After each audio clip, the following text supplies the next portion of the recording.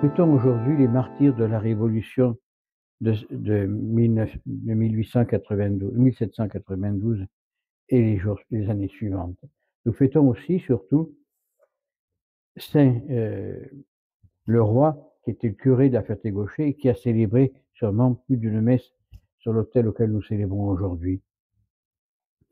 Révolution franc-maçonnique qui a voulu faire tomber un régime chrétien pour y mettre un régime laïque. Cette révolution diabolique a mis sur les autels des femmes nues qui étaient la déesse Raison. Hein, ils ont démoli les autels, ils ont tout saccagé. Ça a été le début d'une certaine perdition de la foi.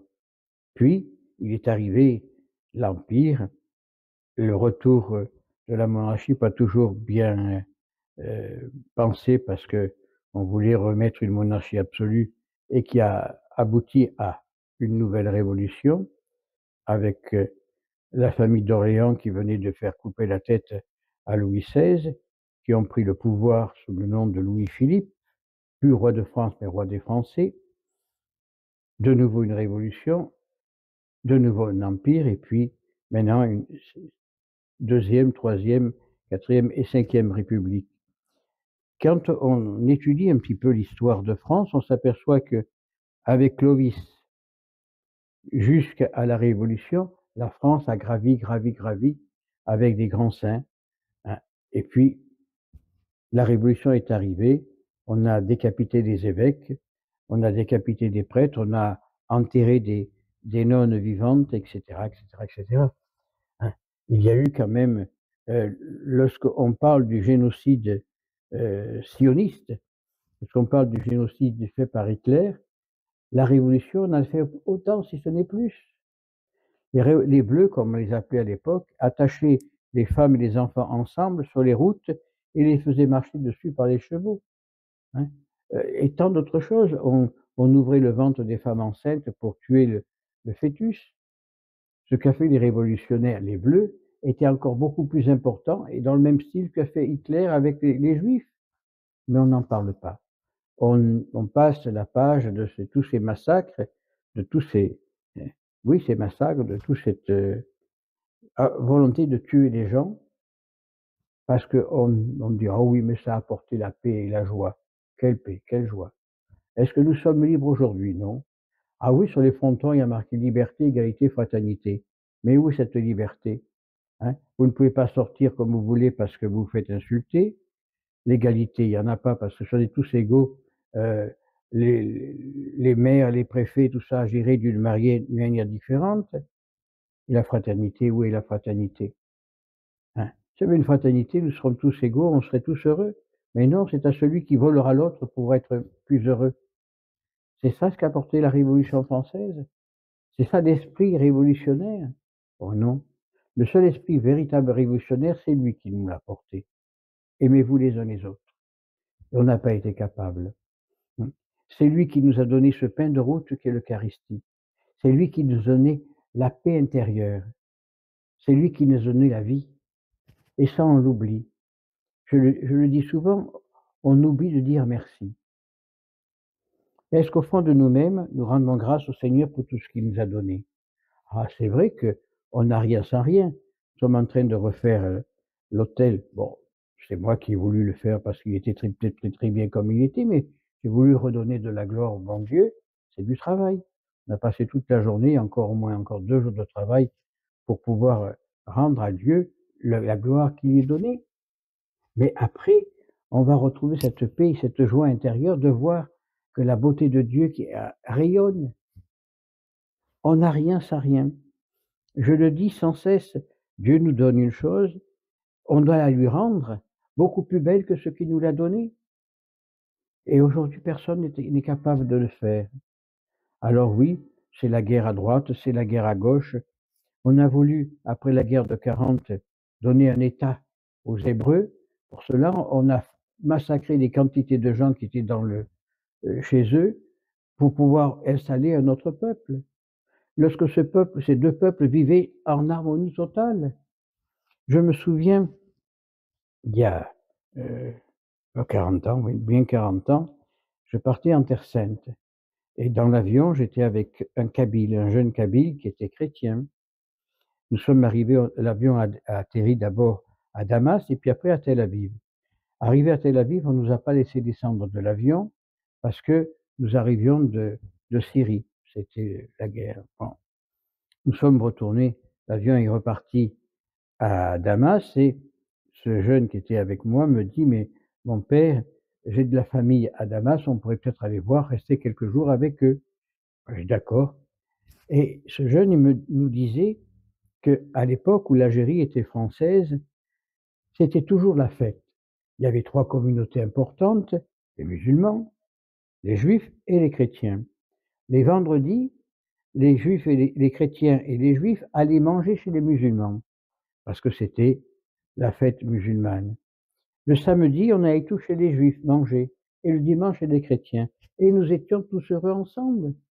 Il n'y avait pas chrétiens, juifs et musulmans, il y avait un peuple qui vivait en commun. Le jour de l'indépendance, ça a été le massacre des chrétiens et le massacre des juifs. C'est ce qu'a apporté la Révolution, ce qui a apporté, soi-disant, la gloire de je ne sais pas qui. Non, le peuple n'est pas capable de vivre en paix si on ne lui donne pas la paix. On est en train de massacrer des gens en Palestine. Pourquoi? Pour installer un autre peuple. Alors bien sûr, on y trouve tous les arguments pensables, imaginables. C'est les musulmans qui veulent tuer les juifs, c'est les juifs qui se font martyriser. Non, c'est l'homme qui n'est pas capable de vivre en paix. C'est l'homme qui n'est pas capable de vivre comme il doit vivre, à l'exemple de Dieu. Aimez-vous les uns les autres. Ces trois religions monothéistes, ces trois religions sont sur la base de l'Ancien Testament. Et l'Ancien Testament dit la même chose pour les trois. Aimez-vous les uns les autres. Mais on n'est plus capable de s'aimer. C'est à celui qui fera le plus de mal à l'autre qui en tirera une gloire. Hein. Au début de l'ère chrétienne, quand on voyait les chrétiens, on disait regardez comme ils s'aiment, et ce qui a apporté des conversions. Aujourd'hui, on peut dire regardez comme ils se détestent. Hein. Quand vous allez voir monsieur le curé de droite, il dit ah, il ne faut pas aller à gauche parce qu'ils ne sont pas bons. Vous allez à gauche, ah, il ne faut pas aller à droite parce qu'ils ne sont pas bons. C'est ça le christianisme. Tout ça uniquement pour être bien vu. Tout ça pour pouvoir dire moi je suis. Mais on est quoi? On est quoi au regard de Dieu? Au regard de Dieu, nous sommes tous les mêmes. Hein? Qu'on ait 3 mois ou qu'on ait 90 ans, on a la même valeur au regard de Dieu. À la différence que le petit, lui, n'a pas péché, dont Dieu le regardera avec un peu plus d'amour. Celui de 80 ans, qui a beaucoup plus de péché, Dieu le regardera avec un peu plus de miséricorde. Mais nous sommes tous égaux au plan de Dieu. Alors, demandons à ces martyrs de la Révolution de nous apprendre à l'amour. Quand on sait que ces prêtres, ces religieux, ces religieuses sont partis à l'autel l'autel du martyr, à la guillotine, avec amour et joie. Hein. La légende dit que le bienheureux Thomas Leroy, donc curé de la Ferté-Gaucher et prieur du monastère où nous étions ici, hein, les révolutionnaires se sont joués au ballon avec sa tête. Peut-on imaginer des hommes agir comme ça? C'est pas possible, c'est pas des hommes, c'est des bêtes. Et ça, ils sont bêtes, pourquoi? Parce qu'ils sont endiablés, parce qu'ils ont le diable au corps. Hein? Aller piller les églises, brûler les églises, parce que c'était soi-disant l'église assouvissait le peuple. Seulement quand on a détruit les églises, on a détruit les écoles, on a détruit les hôpitaux, après on s'est dit, ah ben flûte, maintenant qui c'est qui va nous soigner? Hein? Qui c'est qui va nous instruire? Les premières écoles, c'est les monastères qui les ont formées. Alors oui, ils ne pouvaient pas former tout le peuple parce qu'il y avait beaucoup de monde, mais ils ont formé des quantités de gens. Ils ont aidé les sœurs. Quand on voit les sœurs de Saint-Vincent-de-Paul et d'autres congrégations qu'il y avait à l'époque, partaient, faisaient des kilomètres et des kilomètres à pied pour aller aider une dame qui allait accoucher ou des gens qui étaient malades. Elle n'avait pas peur de mettre le masque, les gants et tout ce qui s'ensuit pour aller soigner les gens. Elle le faisait par amour. Elle le faisait par conviction profonde de la religion chrétienne. Maintenant, il n'y a plus de religieuses parce qu'elles ont quitté le sens même. Elles sont déshabillées. Quand on voit la présidence de la congrégation pour les religieuses et religieux en France, sœur, je ne me rappelle plus, Macon, un nom comme ça, un nom similaire. Madame est en perruque avec un costume, un pantalon, un beau costume. C'est une religieuse, ça, ou une prostituée? Il faut savoir ce qu'elle veut être. Hein.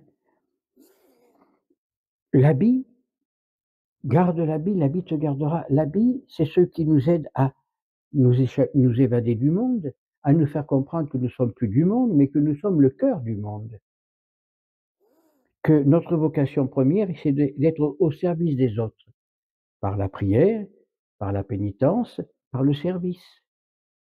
Mais est-ce que nous sommes capables encore aujourd'hui de le vivre? Les monastères sont vivants, on les vend. Hein? Il y a dans le diocèse des Yvelines, hein, il y a 2 églises merveilleuses qu'on va démolir parce qu'elles ne servent plus à rien. Elles ne servent plus à rien parce qu'il n'y a plus de prêtres. Et s'il n'y a plus de prêtres, c'est parce que les évêques ne sont pas là pour former des vocations. Tous cherchent leur propre gloire. Fraternité Saint-Pédis, qui a beaucoup de prêtres et qui a des vocations en quantité industrielle, Rome leur tape dessus en disant il ne faut pas y aller, il ne faut pas ceci, cela. Fraternité Saint-Pierre, ils sont en procès avec Rome, parce que Rome, l'actuelle Rome, et la Vierge l'a dit, elle perdra la foi, ne veut plus de Saint-Pierre et du bon pasteur. Pourquoi? Parce qu'ils sont dans la tradition. Ou ils acceptent cette nouvelle liturgie qui n'est plus une liturgie divine, mais qui est une liturgie humaine et protestante, ou alors ils s'en vont. On est en pleine situation d'abomination. L'abomination de l'abomination est rentrée dans le temple. Et nous, chrétiens, nous sommes des lâches. De tous côtés, personne ne dit rien. Alors par contre, si on commence à se révolter contre ces trucs-là, on nous envoie les gendarmes, on nous fait des fouilles dans les maisons pour savoir s'il n'y a pas des armes ou s'il n'y a pas ceci, cela. On nage en plein délire. On veut détruire la foi chrétienne. Ça a été vu et prévu par les francs-maçons à Sion le siècle passé, enfin, il y a 200 ans, et ça se réalise. Et là, c'est l'évangile d'aujourd'hui. On vous traduira devant les synagogues, on dira que vous êtes faux lorsque vous êtes véridique. Hein. On vous martyrera au nom du Christ, mais c'est votre sang coulant sur la terre qui va régénérer les vocations. Si le grain qui tombe en terre ne meurt pas et ne portera pas du fruit, alors prions ces martyrs de la Révolution, prions tous ces prêtres martyrisés, tous ces gens qui ont été martyrisés parce qu'ils avaient reçu un prêtre, parce qu'ils avaient communié, qu'on a amené à la guillotine. Pensez aux sœurs carmélites de Compiègne, donc pas très loin d'ici, qui sont montées à l'échafaud l'une après l'autre en demandant la bénédiction à la mère abbesse, hein, et que les 2 novices qui avaient réussi à partir avant la Révolution sont partis à l'échafaud en chantant le Veni Creator, que leur sang qui est coulé sur la terre serve à régénérer non simplement le Carmel, mais régénérer la vie religieuse et apporter à notre terre française et au monde le salut et la paix, ainsi soit-il.